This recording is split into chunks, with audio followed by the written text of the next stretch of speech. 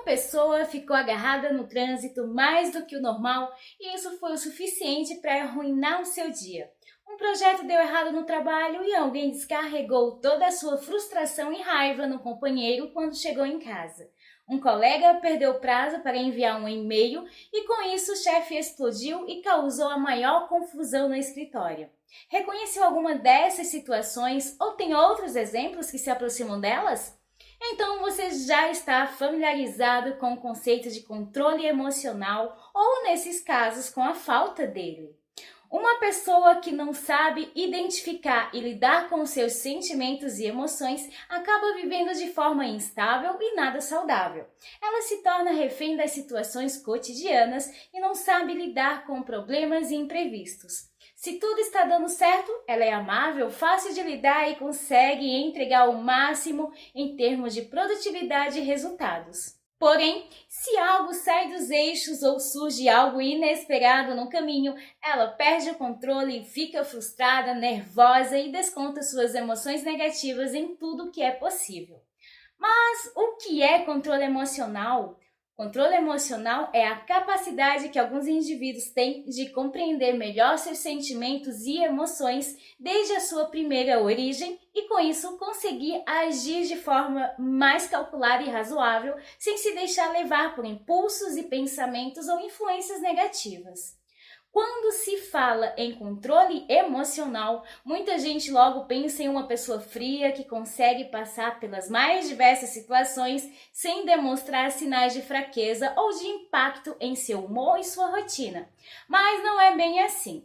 Essa habilidade nada tem a ver com ignorar ou inibir seus sentimentos. Uma pessoa com controle emocional é aquela que, apesar de ter sujado sua camisa preferida ainda no café da manhã e brigado com seu parceiro, consegue agir de forma razoável durante o dia no trabalho, sem deixar que sua angústia tome conta ou interfira em sua produtividade e resultados. É a pessoa que sabe se olhar no espelho e encontrar sua versão ruim e dizer a ela: "Hoje vou ficar em casa, conversamos mais tarde."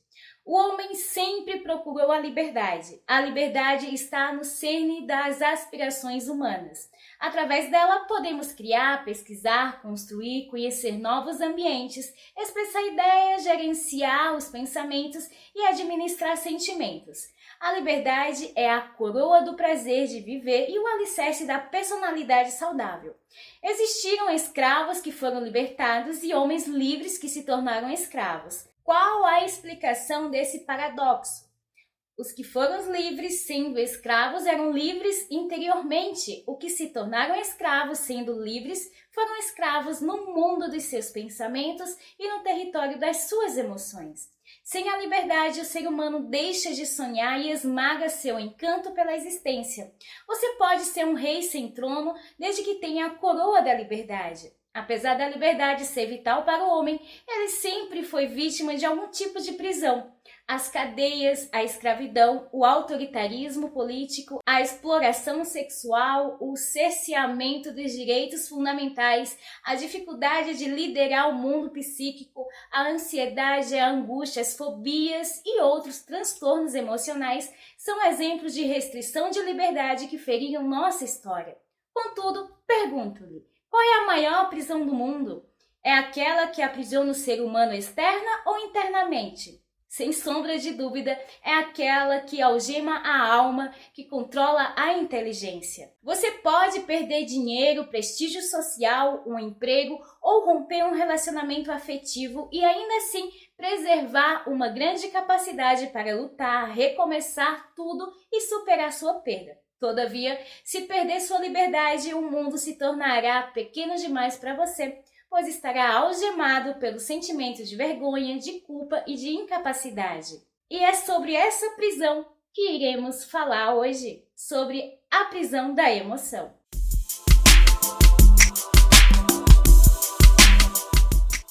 O pior cárcere humano é o cárcere da emoção.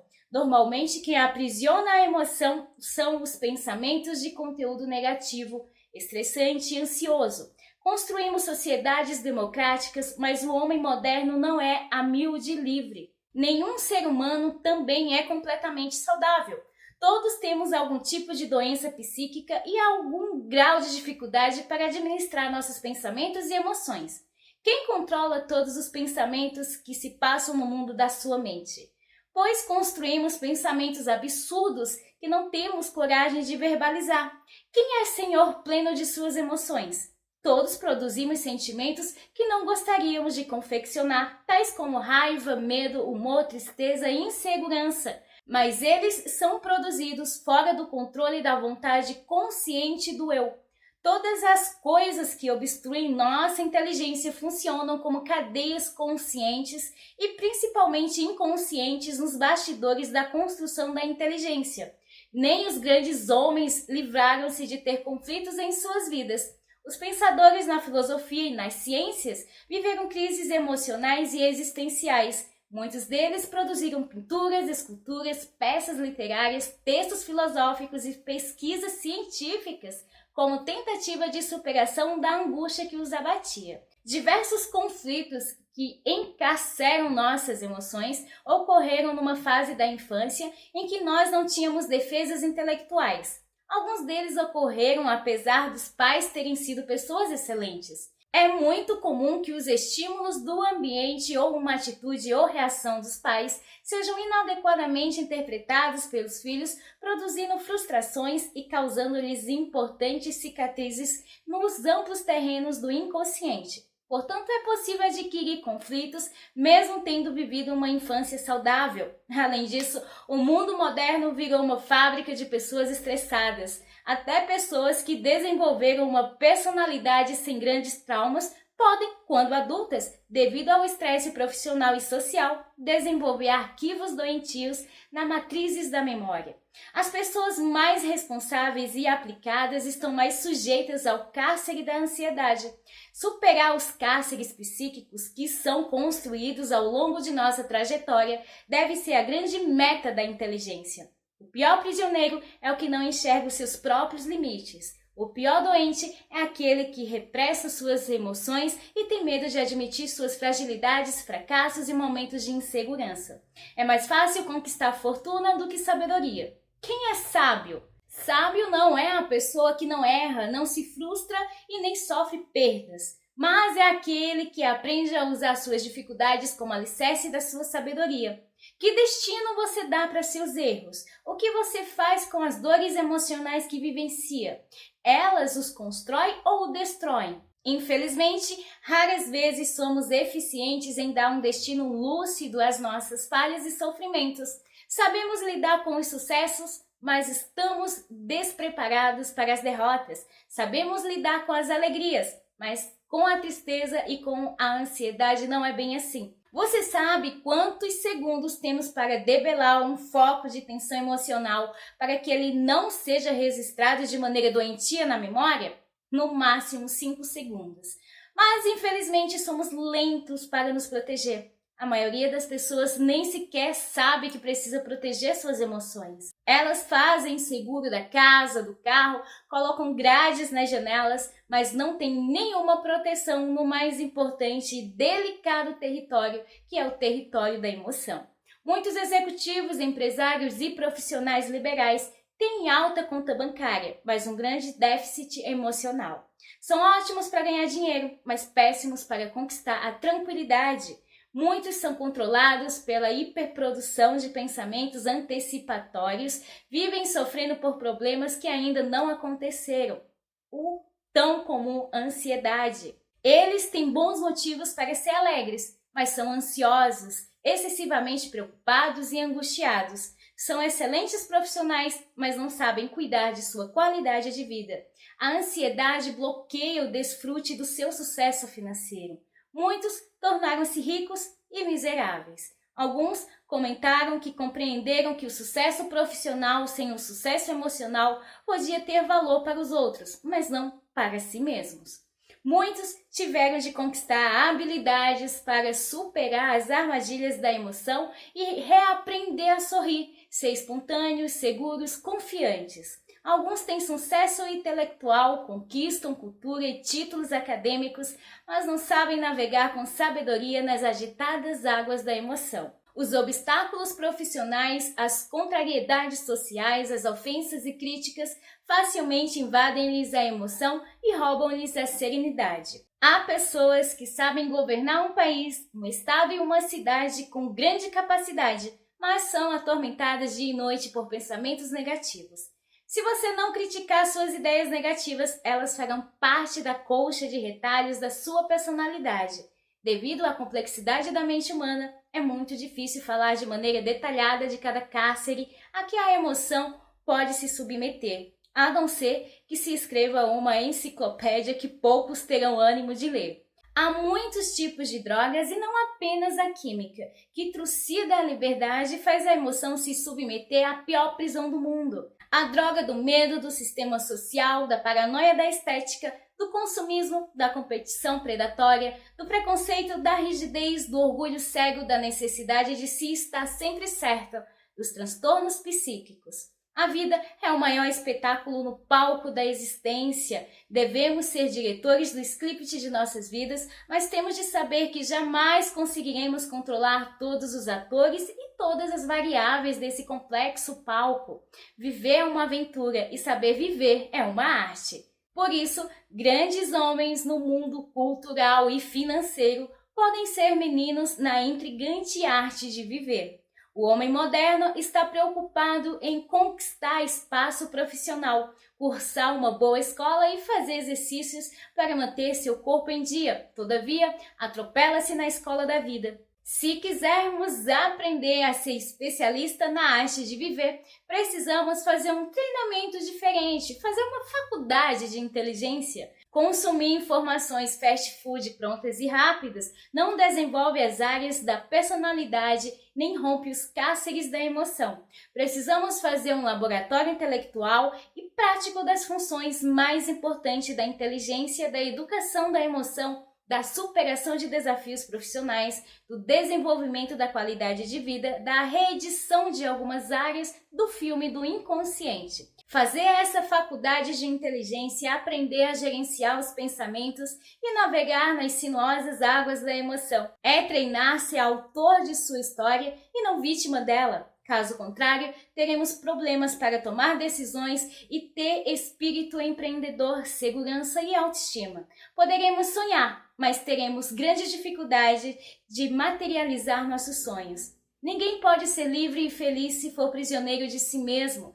Existem vários tipos de doenças psíquicas que podem aprisionar a alma ou a psique humana. Quem é encarcerado por barras de ferro pode ainda ser livre para pensar e sentir. Quem é prisioneiro no âmago da sua alma, além de ter dificuldade de administrar seus pensamentos, esfacela o mais belo elo da existência. É contraditório, pois nunca vivemos num mundo tão livre, com respeitáveis índices de liberdade social e, no entanto, nunca tivemos uma quantidade tão grande de homens vítimas de tantas doenças psíquicas. Os escravos do passado eram mais livres do que os que estão sob o jugo do cárcere da emoção. Todavia, quando uma pessoa supera sua depressão, ansiedade ou síndrome do pânico, fica mais inteligente e experiente. Uma pessoa portadora de fobia, tal como a de elevador, claustrofobia, altura, acrofobia, social, medo de falar em público, sofre a ação de fenômenos semelhantes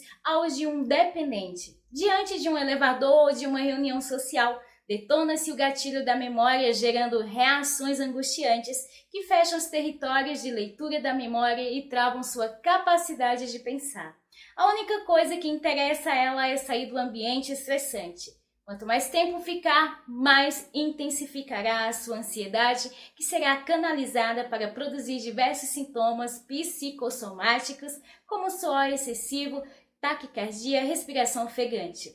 Esses sintomas preparam-na para a fuga. A fobia é produzida por uma imagem distorcida e aumentada do objeto fóbico, gerando uma reação aversiva a ele. A farmacodependência é produzida por uma imagem distorcida e aumentada da droga, gerando uma atração fatal por ela. Uma importante síndrome psíquica nas sociedades modernas que tem gerado diversos tipos de cárceres da emoção é a síndrome Treharper.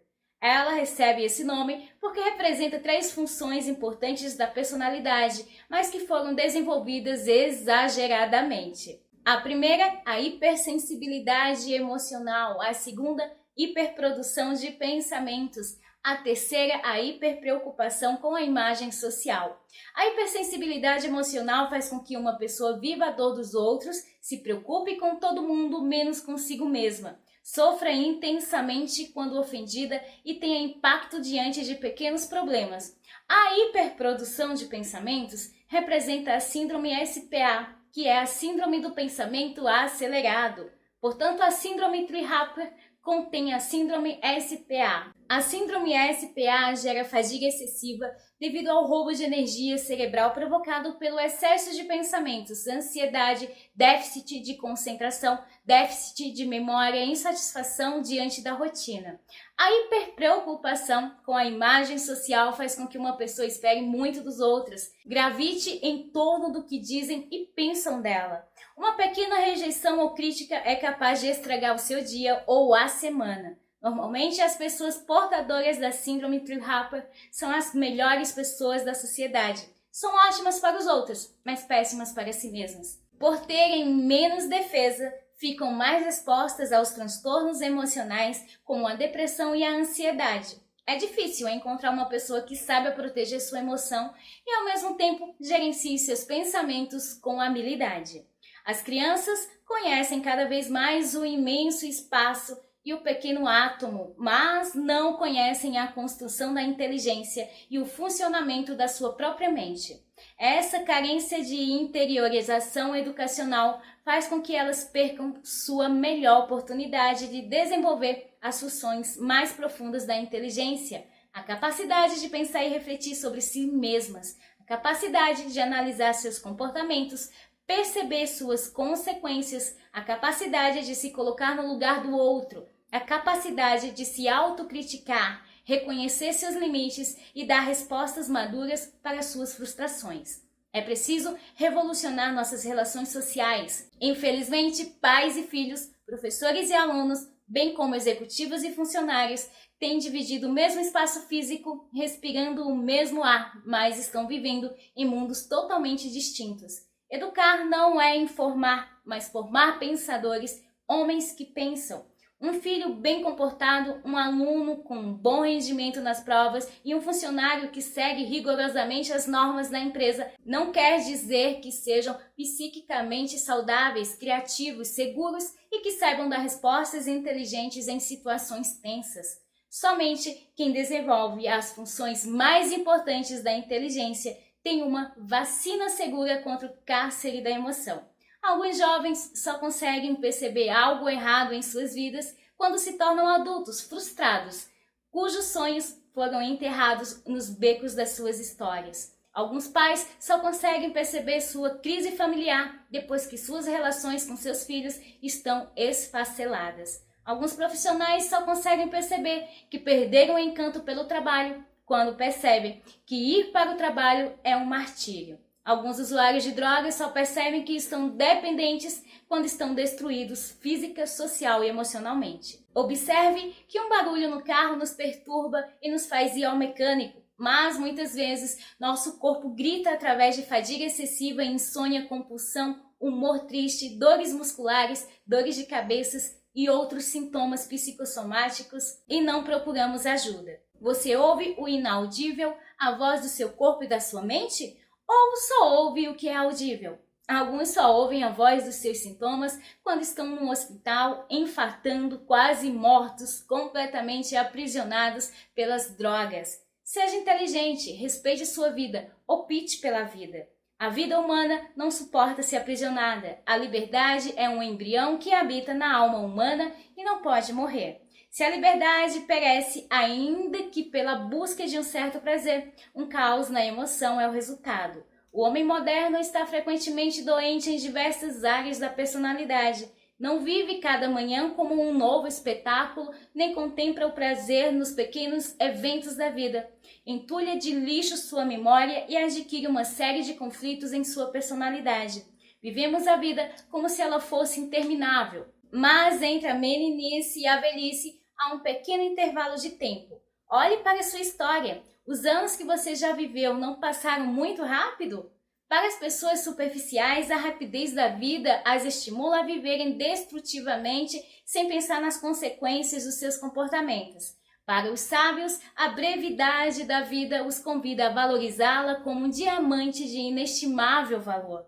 Ser sábio não quer dizer ser perfeito, não falhar, não chorar e não ter momentos de fragilidade. Ser sábio é aprender a usar cada dor como uma oportunidade para aprender lições, cada erro como uma ocasião para corrigir rotas, cada fracasso como uma chance para recomeçar tudo de novo. Nas vitórias, os sábios são amantes da alegria, nas derrotas, são amigos da reflexão. Você é sábio? O que você pensa determina o que você sente. O que você sente determina o que você registra em sua memória. O que você registra determina o alicerce de sua personalidade. Cuide de sua qualidade de vida cuidando dos pensamentos. O pior cárcere não é o que aprisiona o corpo, mas o que asfixia a mente e algema a emoção. Sem liberdade, as mulheres sufocam o seu prazer. Os homens se tornam máquinas de trabalhar. Ser livre e não ser servo das culpas do passado, nem escravo das preocupações do amanhã. Ser livre é ter tempo para as coisas que se ama e abraçar, se entregar, sonhar, recomeçar e desenvolver a arte de pensar e proteger a emoção. Mas, acima de tudo, ser livre é ter um caso de amor com a própria vida. Lembre-se sempre desta tese. Quando somos abandonados pelo mundo, a solidão é superável. Quando somos abandonados por nós mesmos, a solidão é quase insuportável.